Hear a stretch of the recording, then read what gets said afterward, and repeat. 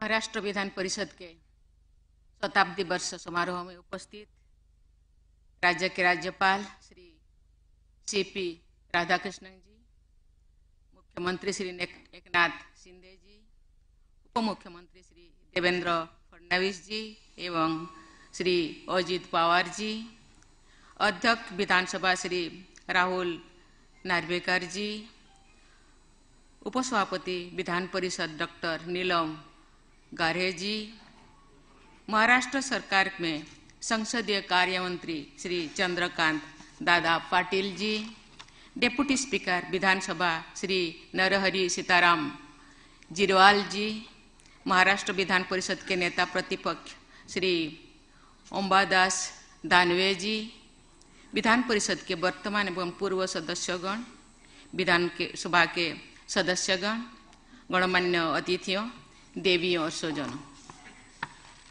आप सभी को मेरा बहुत बहुत बधाई और नमस्कार।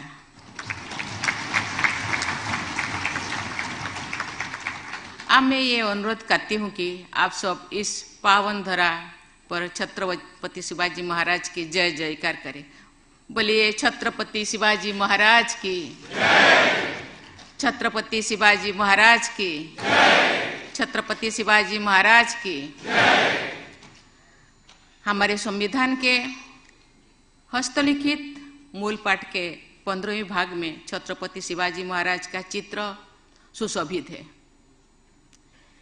और चित्र हमारे संविधान निर्माताओं के हृदय में छत्रपति शिवाजी महाराज के प्रति गहरे सम्मान का परिचय देता है।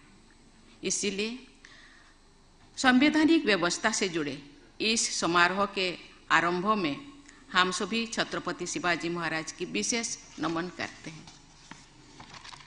इस अवसर पर हम सब समाज निर्माता तथा राष्ट्र गौरव की उन सभी धाराओं से जुड़ रहे हैं जो छत्रपति शिवाजी महाराज से होते हुए महात्मा ज्योतिबा फुले, वासुदेव बलवंत फड़के, महर्षि कर्वे, साहूजी महाराज, लोकमान्य बाबा बाल गंगाधर तिलक, गोपाल कृष्ण गोखले, विनायक दामोदर सावरकर और बाबा साहेब डॉक्टर भीमराव अंबेडकर जैसे अनेक महान विभूतियों तक प्रवाहित होती रही है। आज का ये शताब्दी समारोह हम सब के लिए गौरव का अवसर है। इस समारोह के सभी आयोजकों को मैं हार्दिक बधाई देती हूँ। महाराष्ट्र के सभी निवासियों के लिए मैं विशेष बधाई और शुभकामनाएं व्यक्त करती हूँ। इस अवसर पर सुप्रसिद्ध कवि श्रीपाद कृष्ण कोल्हटकर की भावनाओं को आप सबके प्रमुख प्रस्तुत करने का मैं प्रयास करूंगी। बहुत असत सुंदर संपन्न की महाप्रिय ओमुचा एक महाराष्ट्र देश है।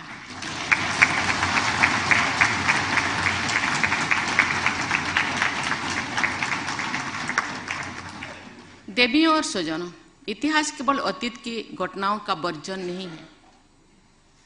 हमारी इतिहास दृष्टि हमारे वर्तमान और भविष्य का प्रस्तावित करती है। भारत केंद्रित इतिहास दृष्टि के अनुसार बॉम्बे लेजिस्लेटिव काउंसिल के गठन की ऐतिहासिक घटना हमारे महान स्वाधीनता सेनानियों के प्रयासों का परिणाम है। प्रथम विश्व युद्ध के दौरान लोकमान्य बाल गंगाधर तिलक और श्रीमती एनी बेसेंट ने होम रूल मूवमेंट चलाया, जिसके कारण भारत की जनता में स्वशासन के मांग ने जोर पकड़ लिया।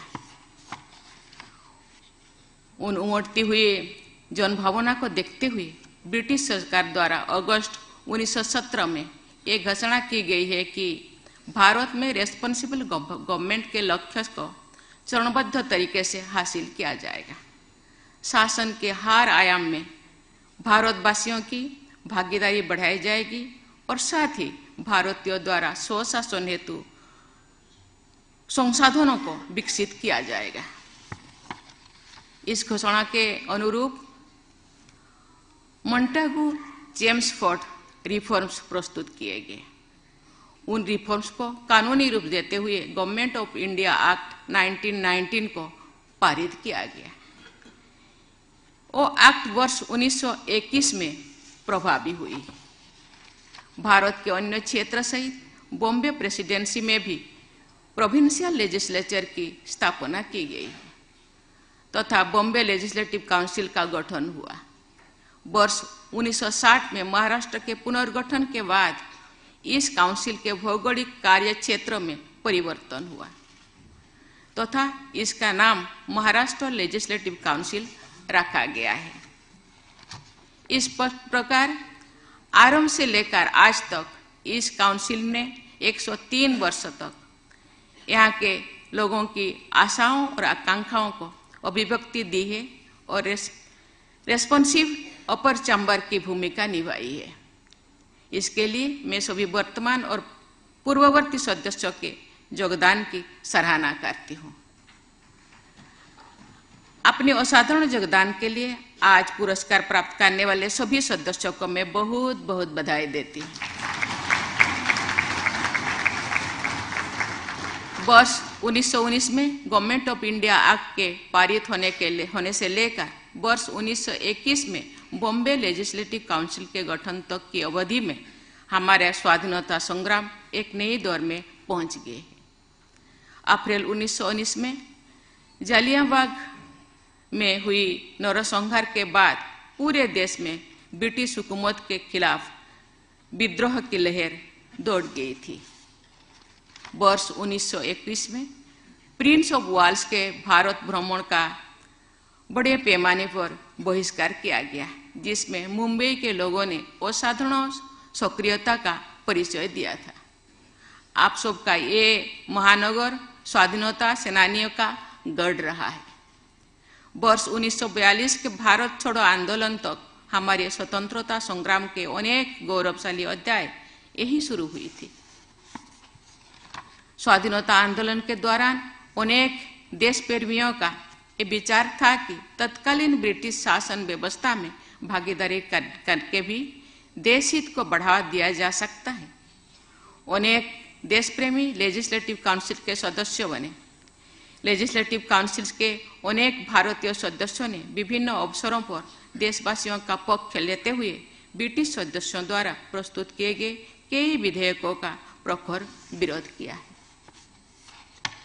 बाबा साहेब आम्बेडकर बॉम्बे लेजिस्लेटिव काउंसिल के सदस्य रहे थे। भारतीय प्रणाली को समझने और दिशा देने में उनके जैसा व्यक्तित्व इतिहास में दुर्लभ है।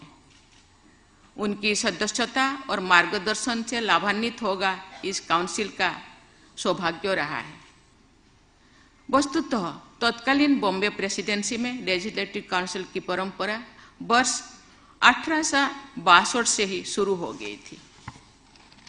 लोकहितवादी गोपाल हरि देशमुख, जस्टिस महादेव गोविंद रानाडे, सर फिरोज शाह मेहता, लोकमान्य तिलक और गोपाल कृष्ण गोखले जैसे अनेक महापुरुषों ने समय समय पर बॉम्बे लेजिस्लेटिव काउंसिल की शोभा बढ़ाई है। मैं उनको नमन करती हूँ। इस लेजिस्लेटिव काउंसिल ने स्वस्थ वाद विवाद और संवाद की परंपरा को स्थापित करके लोकतांत्रिक मूल्यों को शक्ति दी है।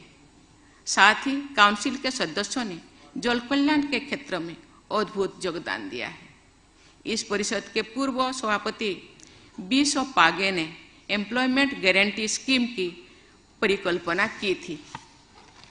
उस स्कीम जैसी व्यवस्था बाद में मनरेगा के रूप में राष्ट्रीय स्तर पर अपनाया गया है। संसद में राज्यसभा तथा जिन विधान मंडलों में 2 सदन है, वहाँ विधान परिषद को हाउस ऑफ द एल्डर कहा जाता है। इन सदनों ने न्यूनतम आयु सीमा अधिक होने के साथ साथ प्रायः एल्डर हाउसेस में अधिक अनुभवी सदस्यों का प्रतिनिधित्व देखा जाता है, लेकिन उसका दौर शायद अभी अस्तित्व नहीं रहा। अभी कम वयस के लोग भी राज्यसभा जैसे या विधान काउंसिल जैसे सभा में आते हैं और देश को आगे बढ़ाने में योगदान देते हैं। ऐसे एल्डर्स ने अनेक अच्छे उदाहरण प्रस्तुत किए हैं तथा संसदीय प्राणी एवं विधायिका की कार्य संस्कृति को समृद्ध बनाया है। मुझे विश्वास है कि महाराष्ट्र लेजिस्लेटिव काउंसिल इस परंपरा को और अधिक शक्ति प्रदान करेगी। देवियों और स्वजनों, इस समारोह में जिस पुस्तक का विमोचन किया गया वो अपर चंबर के महत्व के साथ साथ यहाँ की विधान परिषद के इतिहास पर भी प्रकाश डालती है। मुझे बताया गया है कि इस पुस्तक में एक अध्याय इस विधान परिषद की पहली महिला उपसभापति सुश्री जेठी तुलसीदास सिपाही मलानी को समर्पित है। ये महिलाओं के योगदान को सम्मानित करने तथा महिला सशक्तिकरण की दिशा में सराहनीय योगदान है।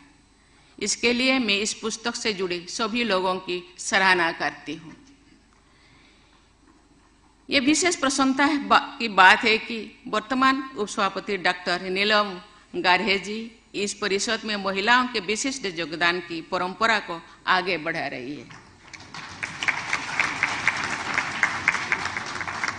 ये तथ्य भी उल्लेखनीय है कि महाराष्ट्र की वर्तमान मुख्य सचिव और पुलिस महानिदेशक दोनों ही महिलाएं हैं।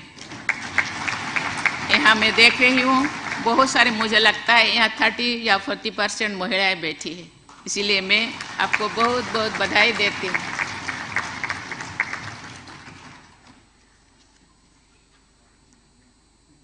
मेरे पहले यहाँ के मुख्यमंत्री ने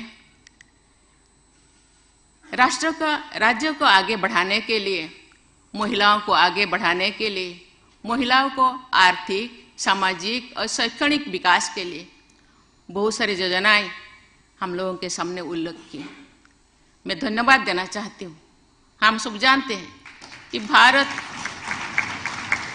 के आधा आबादी महिलाएं हैं। महिलाओं के विकास बिना, महिलाओं के आर्थिक, सामाजिक या शैक्षणिक विकास बिना देश का विकास शायद जितना होना चाहिए ऐसे नहीं हो पाएगा। इसीलिए इस दिशा में आगे बढ़ना, उनको सहयोग करना, शायद अभी हम सहयोग कर रहे हैं, आगे चल के खुद अपने आप के चलेंगे, दौड़ेंगे और उड़ेंगे और देश के सेवा में आगे बढ़ेंगे।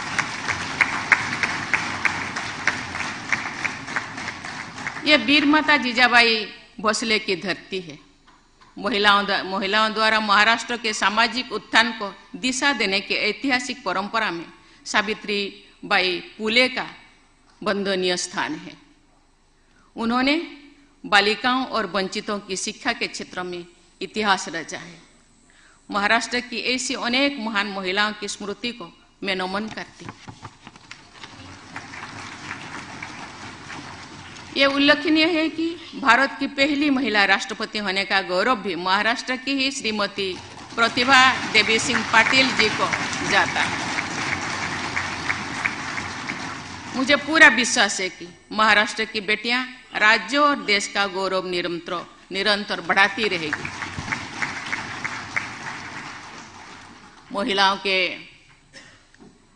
महिलाओं को देखने की दृष्टि, समझने की दृष्टि कहीं कहीं थोड़ा कम दिखाई देता है। उसको सुधारने का, उसको समझने का, संशोधन करने का हम सबका कर्तव्य है, हम सबका दायित्व है, रेस्पॉन्सिबल है। उनके चिंताधारा को बदलने का दायित्व है। मुझे लगता है आगे चलकर जो कुछ हम देख रहे हैं, जो कुछ हम सुन रहे हैं, महिलाएं जो कुछ झेल रहे हैं, आगे चलकर शायद ये नहीं होगा, क्योंकि हम जानते हैं अभी हम आजादी के 75 साल या अमृत काल मना रहे हैं और कुछ साल के बाद हम सेंटेनरी मनाएंगे। मुझे लगता है सेंटेनरी तो, क्योंकि ये मदर ऑफ डेमोक्रेसी भी कहला जाता है। हम सब जानते हैं मदर ऑफ डेमोक्रेसी होने के नाते देश विदेश में लोग भारत को नमन करते हैं, भारत को फॉलो करते हैं।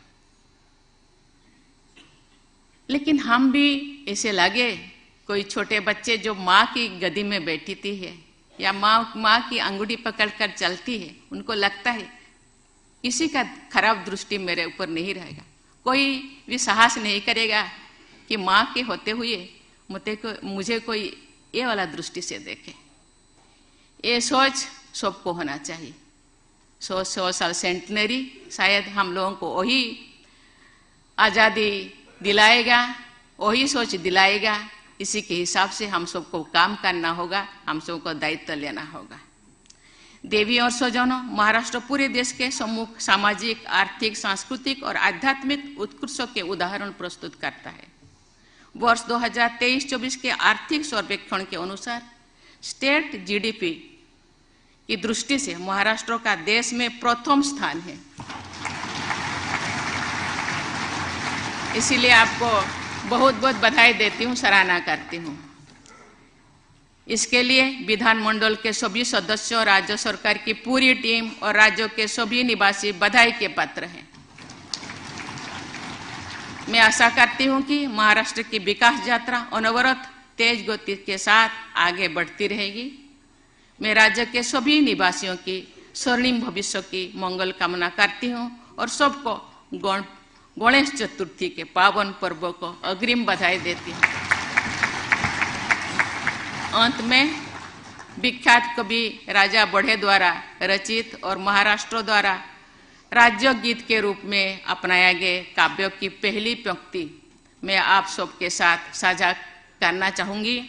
जय जय महाराष्ट्र माझा, गर्जा महाराष्ट्र माझा।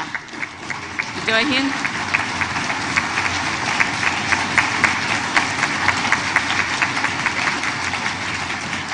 जय हिंद, जय महाराष्ट्र।